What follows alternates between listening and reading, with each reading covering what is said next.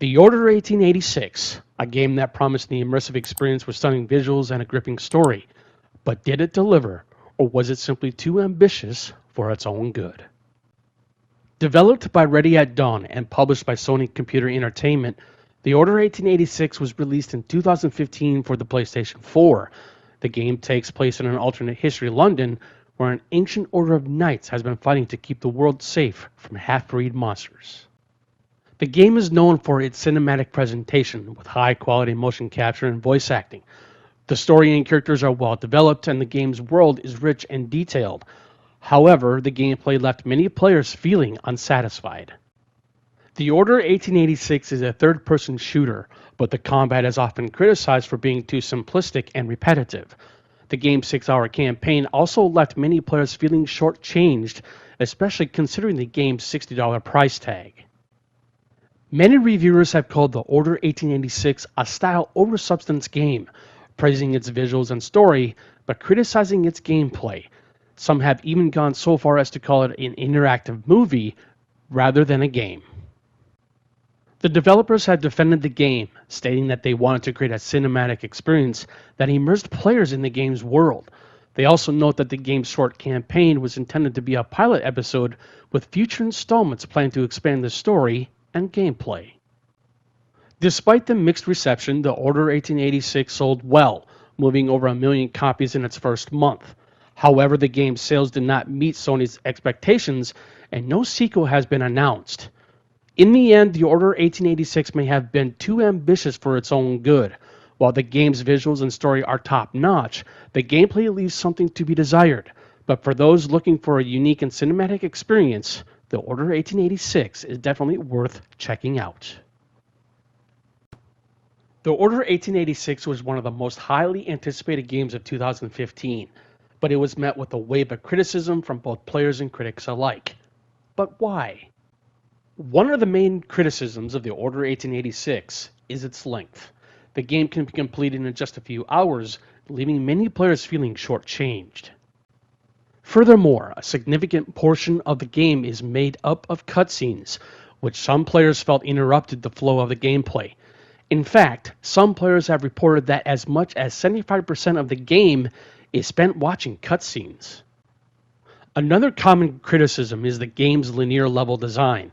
The Order 1886 offers little in the way of exploration or player choice, with most levels following a strict and unchanging path. Additionally, the game's combat system has been criticized for being too simplistic and repetitive. While the gunplay is solid, the lack of variety in enemy types and tactics can make combat encounters feel stale. Another point of contention is the game's overuse of QuickTime events, QTEs, during cutscenes. QTEs can be a fun and engaging way to add interactivity to cutscenes, but when overused, they can feel intrusive and take away from the player's sense of agency. Lastly, the game's weapon selection has been criticized for being uninspired. While the game's alternate history setting offers an opportunity to get creative with weapon design, most of the weapons in the Order 1886 are standard fare for a third-person shooter. Despite these criticisms, the Order 1886 still has its merits. Its stunning visuals, engaging story, and solid gunplay make it a worthwhile play for fans of third-person shooters. However, its short length, over-reliance on cutscenes, linear level design, simplistic combat, and uninspired weapon selection hold it back from greatness. The Order 1886 was one of the most anticipated games of 2015. With its stunning graphics, immersive storyline, and unique setting, it seemed like a guaranteed success. But despite all the hype, the game fell short of expectations and was considered a commercial failure. One of the biggest complaints about the Order 1886 was its length.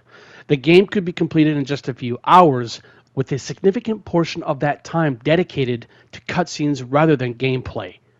While the cinematic approach was intended to create a more cinematic experience, it left many players feeling shortchanged and unsatisfied with the overall experience. Another issue with the Order 1886 was the lack of varied gameplay mechanics. The game was primarily a third-person shooter with little variety in terms of gameplay and puzzles. This lack of diversity made the game feel repetitive and monotonous, ultimately leading to a dull experience for players. The Order 1886 also suffered from restrictive environments. Players were often unable to explore the game's world, with many areas off limits and closed off. This lack of exploration and freedom was a major disappointment for many players who were looking for more of an open world experience. The Order 1886 also lacked a multiplayer mode, which was a major disappointment for many players. In today's gaming landscape, multiplayer modes are essential for replayability and keeping players engaged. Without a multiplayer mode, the Order 1886 was a strictly single-player experience, which limited its appeal and longevity. Finally, the Order 1886 was released at a steep price point, which was a major turnoff for many players. With other games offering more content and replayability at a lower price point, the Order 1886 struggled to compete.